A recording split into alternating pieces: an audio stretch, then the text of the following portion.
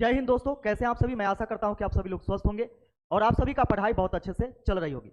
दोस्तों, आज हमें एक वीडियो बनाना पड़ रहा है विद प्रूफ के साथ कि आखिर Bihar SSC inter level exam कब होगा और कब होगा पर न जाने वैकेंसी से ज़्यादा वीडियो बन चुका। तो मेरा मेन मकसद यह नहीं है कि आप लोगों को प्रताड़ित करना वीडियो के माध्यम से या फिर अपना व्यू कमाना, लेकिन आप ही सबका आवाज़ हम इस वीडियो के माध्यम से देने का प्रयास कर रहे हैं और जो भी जानकारी आपको चाहिए वो सारा प्रूफ हम आपको देने वाले हैं। कैसे 2014 की वैकेंसी 2022 में कंप्लीट होता है बाय डेट हम आपको बताने वाले हैं।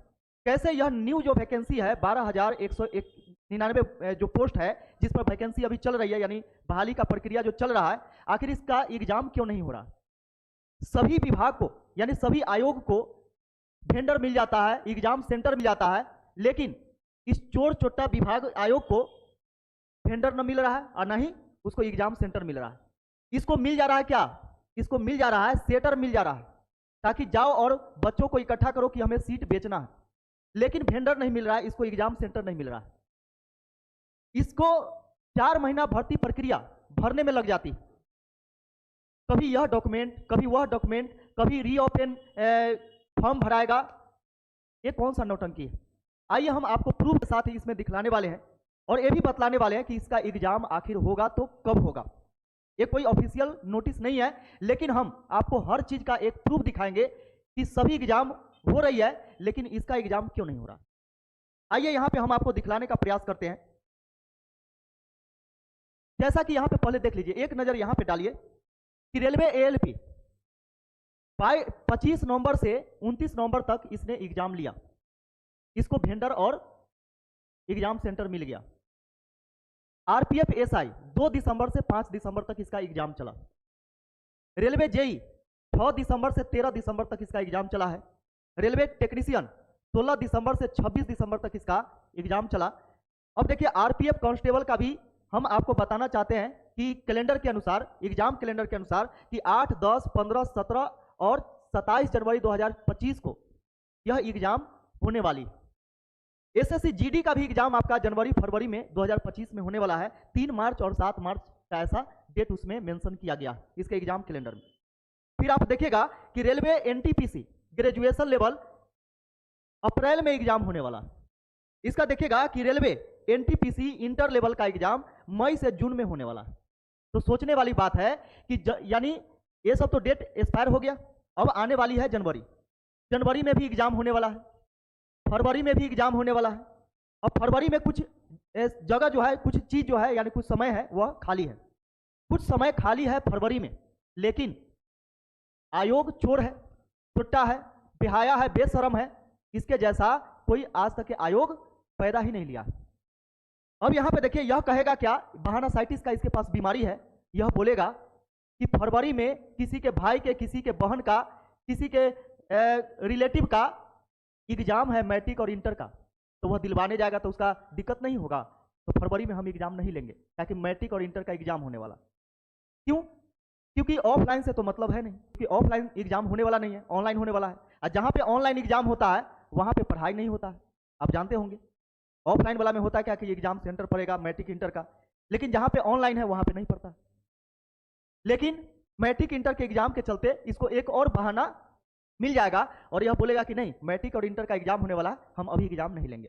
तो सोचने वाली बात है। फिर बोलेगा क्या कि एसएससी जीडी का एग्जाम चल रहा है, इसलिए टीसीएस जो है वह हाउसफुल चल रहा है, उसका जो है वेंडर मिल गया है, एग्जाम चल रहा है, तो हमें जगह नहीं दिया जा रहा है, यानी समय नहीं दिया जा रहा है।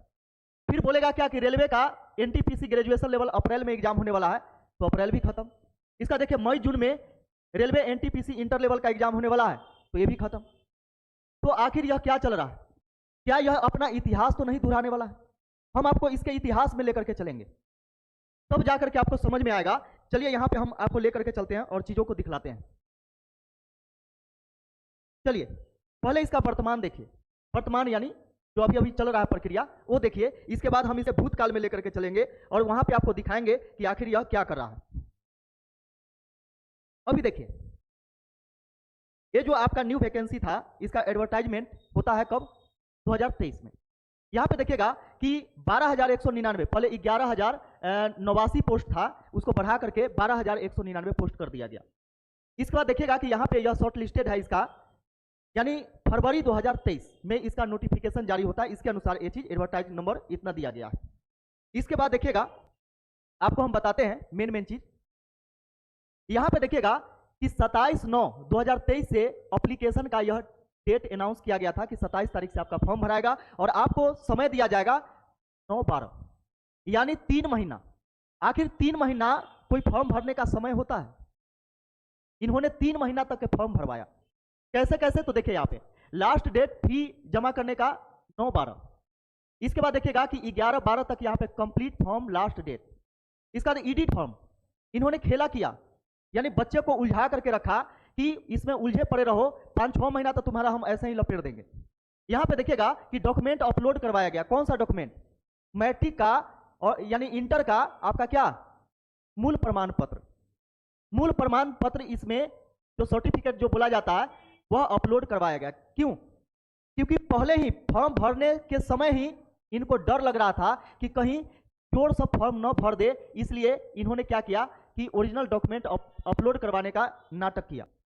इसके बाद देखिएगा कि 18/1/2024 यानी 18 जनवरी 2024 से 18/3/2024 तक इन्होंने डेट दिया। देखिए यहाँ पे कितना, 3 महीना का समय, 3 महीना का समय। फिर यहाँ पे देखिएगा कि अब एग्जाम का डेट की बात होती है तो यह कुंभकर्ण का नींद सो करके अपना काम कर रहा है। कुंभकर्ण भी बेचारा त्रेता युग में होता था, रामायण काल में, तो सोचिए कि वह 6 महीना पर जग जाता था। उसके बारे में हम लोग जानते हैं कि कुंभकर्ण जो था वह 6 महीना पर जगता था बेचारा। लेकिन इस समझिए कि ये कुंभकर्ण का भी यह रिकॉर्ड तोड़ दिया कि जब सोता है तो जगता ही नहीं। अब जगाना पड़ेगा। जगाना इसलिए पड़ेगा क्योंकि सभी स्टूडेंट सोए हुए हैं और एक दूसरे में बटे हुए हैं।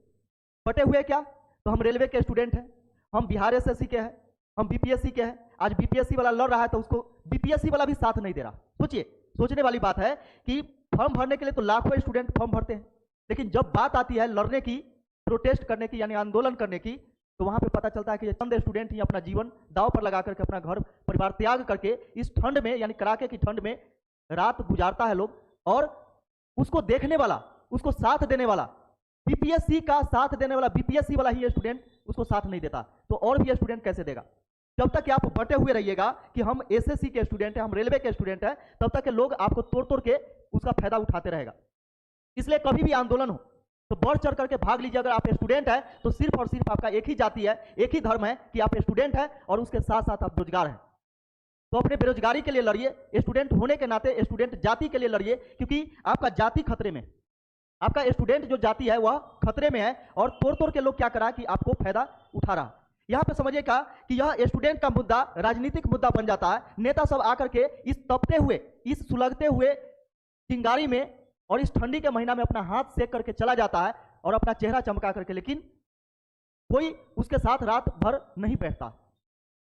तो आइए हम और आपको दिखलाने वाले हैं ये चीज। तो चलिए बिहार एसएससी के भूतकाल में हम चलते हैं और आपको बताते हैं कि आखिर इसका यह खानदानी आदत जो है इसमें सुधार क्यों नहीं आ रहा। इस आयोग का जो खानदानी आदत है उसमें सुधार बिल्कुल नहीं आ रहा, क्योंकि आप लोगों को याद होगा, अगर याद नहीं है क्योंकि आप नए स्टूडेंट हैं तो जान जाइए, और जिनको याद होगा उनको अच्छी तरीके से याद होगा क्योंकि उन्होंने बहुत कुछ झेला है उस समय उन्होंने यह भी झेला है कि 2014 में कि आज के तरह गए और फॉर्म नहीं भर दिए या पेमेंट नहीं कटवा दिए। उस समय फॉर्म भरने के लिए जब ऑफलाइन फॉर्म भरा रहा था 2014 में, हमने भी झेला है। बैंक के आगे चालान कटवाने के लिए न जाने 200-300 बच्चों के बीच में, यानी कतार में खड़ा होकर के और चालान कटवाया जाता था। उस समय 750 रुपया चालान का था। और बाकी बात क्या होता था कि कुछ स्टूडेंट अगर बच भी गए, जैसे मानिए चले सुबह में आप लगे लाइन में और शाम होते होते तक कुछ स्टूडेंट बच भी जाते थे जो बाद में लगे हैं, तो उनको बोला जाता था कि अब बैंक का टाइम खत्म हो गया, अब आप कल आइएगा। वह बेचारे फिर से कल लंबा कतार में लगते थे। अब सोचने वाली बात यहाँ पे यह है कि 2014 में फॉर्म भराता है, इसका एग्जाम होता है 2016 में। ऑफलाइन एग्जाम होता था, तो ऑफलाइन एग्जाम हुआ 2016 में, लेकिन इस चोर आयोग के कारण एग्जाम जो है वह रद्द करना पड़ा। क्यों? क्योंकि पेपर लीक हो गया था। यहाँ पे क्या है कि सब कुछ लीके होता है बिहार में, सब कुछ लीक हो जाता है, यानी सब विभाग वही है, इसमें सुधार लाने की जरूरत है। और जब तक एक होकर के नहीं रहिएगा तब तक सुधार इसमें नहीं आने वाला। 2014 का फॉर्म भराया, 2016 में एग्जाम हुआ, 2016 में पेपर आउट हुआ और आउट होने के कारण 16 में रद्द किया गया, और रद्द करने के बाद फिर फॉर्म को रीओपन किया गया, फिर से फॉर्म भरवाया गया, नए स्टूडेंट को मौका दिया गया था। इसके बाद क्या है कि 2016 मार्च तक, देखिए यहाँ पे एप्लीकेशन रीओपन 22 फरवरी 2016, last date form apply online, क्योंकि 2016 से ऑनलाइन की प्रक्रिया शुरू हो गई थी, तो इसलिए यहाँ पे 2016 से पहले का डेट इसमें मेंशन नहीं है, क्योंकि उस समय ऑफलाइन फॉर्म भराया था चालान के द्वारा, ठीक है। लेकिन यहाँ पे आप देखेंगे कि 2016 में जैसे ही एग्जाम कैंसिल होता है तो फिर से फॉर्म भरवाया जाता है, और फॉर्म भरवा करके फिर आयोग क्या करता है, सो जाता है। कुंभकर्ण का औलाद जो है यह विभाग क्या करता है कि सो जाता है, और फिर बोलता है क्या कि एग्जाम का हम डेट देते हैं, और एग्जाम का डेट इन्होंने दिया 29 जनवरी 2017, 5 फरवरी 2017, 19 फरवरी 2017, 26 फरवरी 2017। लेकिन इन्होंने अपने बात से मुकर गया और फिर न्यू एग्जाम डेट घोषित किया 8, 9, 10 दिसंबर 2018, इतने महीनों के बाद। इसके बाद क्या हुआ कि 18 में एग्जाम हुआ, ठीक है, और 2 साल के बाद इसका रिजल्ट पीटी का घोषित होता, 2 साल बाद। फिर इसके बाद आप देखिएगा कि फिर 2 साल लगता है इसको, लगभग 2 साल इसको फिर मेंस का एग्जाम लेने में। यानी बिल्कुल समझिएगा कि इसका जो प्रक्रिया है इसको कंप्लीट करने में फिर से यहाँ पे देखिएगा 2022 हो जाता है, 2022 हो जाता है। तो देखिएगा यहाँ पे कि 2014 से 2022 कितना साल हुआ, 8 साल, 8 साल। अब सोचिए कोई स्टूडेंट 8 साल तक के प्रिपरेशन करते रहेगा, मन टूट जाता है, दिल टूट जाता है स्टूडेंट का, क्योंकि 8 साल तक के कोई पढ़ते हुए इंतजार कर ही नहीं सकता है किसी भी वैकेंसी का।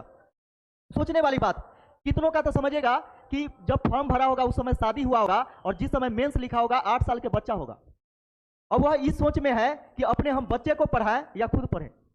तो सोचने वाली बात है यहाँ पे कि यह विभाग जो है ना, इसका खानदानी आदत है। यहाँ पे आपको हम इसका इतिहास बताए हैं, और जो लोग नहीं जानते थे वो लोग यहाँ पे जान जाइए, और जानने के साथ साथ जगिए, और वैसे लोगों को पकड़िए जिन्होंने सिर्फ और सिर्फ एग्जाम डेट आने के बाद कोर्स बेचता है, सिर्फ और सिर्फ एक ही चीज, कोर्स बेचा जाता है। जैसा ही एग्जाम का डेट देखिएगा आएगा, नया नया कोर्स लॉन्च होने लगेगा, लेकिन अभी सब सोया हुआ है। क्यों? क्योंकि जितना देर करेगा ना उतना ही बच्चा क्या करेगा, रिवीजन छोड़ेगा, और छोड़ करके भूल जाएगा सब कुछ। और जब सब कुछ भूल जाएगा, जब जैसे ही एग्जाम का डेट आएगा उसको लगेगा कि सब कुछ तो भूल चुके हैं, अब हमारा एग्जाम कैसे निकलेगा। गुरुजी सामने आएंगे, बोलेंगे कि हम है ना, क्या टेंशन ले रहे हो, हम हैं, तुम्हारा एग्जाम निकालने का ठेका हम लेंगे, बस हमारा खाली एगो कोर्स खरीद लो, और जो हमारा नया का बुक आया है वो खरीद लो, बाकी बात क्या है कि टेंशन छोड़ दो, आराम से पढ़ते रहो। तो अभी से भी हम बोल रहे हैं कि कहीं से भी पढ़ाई जो है उसको ड्रॉप मत कीजिए, एग्जाम डेट आने का इंतजार मत कीजिए, किसी के कोर्स आने का, किसी के बुक आने का इंतजार मत कीजिए, अभी से लगे हुए रहिए, और जो लगे हुए रहेगा उसी का रिजल्ट होगा, जो सोया हुआ रहेगा और एग्जाम डेट घोषित होने के बाद तैयारी करेगा उसका रिजल्ट नहीं होने वाला, ठीक है। क्योंकि इसमें पीटी और मेंस दोनों है, दोनों का सिलेबस सेम ही है। सिलेबस हम नहीं बतलाने आए हैं, हम यहाँ पे बतलाने आए थे कि यह विभाग जो है प्योर चोर है। हमने आपको सबूत दिया कि 8 साल पिछले बार लपटा करके रखा बच्चे को, और इस बार भी आप देख ही रहे कि कब एग्जाम होता है। तो चलिए सभी लोग अपना ख्याल रखिएगा, चलते हैं, जय हिंद।